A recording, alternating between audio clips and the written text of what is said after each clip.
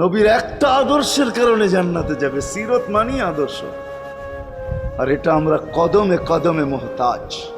কেননা এই ছোট জীবনটা যদি গ্রহণযোগ্যতা পর্যন্ত পৌঁছাইতে হয় আল্লাহর কাছে, চাই নারী হই, চাই যুবক হই, চাই বৃদ্ধ হই, যেই মানুষই হই না কেন, যেখানেরই হই না কেন, যেই বাসারই হই না কেন, যেই বর্ণেরই হই না কেন, যেই পেশারই হই না কেন, যেই সোসাইটিরই হই না কেন, এই জীবনটাকে যদি গ্রহণযোগ্যতা পর্যন্ত পৌঁছাইতে হয় কার কাছে? দুনিয়া আলাদের কাছে না, মালিকের কাছে, যিনি এক ফোঁটা পানির থেকে অস্তিত্ব দিছেন, যার কাছে আবার আমাদেরকে ফিরা যেতে হবে।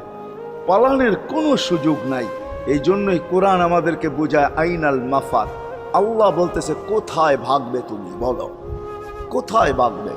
কবির কথাই সত্য, যদিও নাকি পালাও তুমি আকাশেতে লাগিয়ে সিঁড়ি, সিঁড়ি লাগায়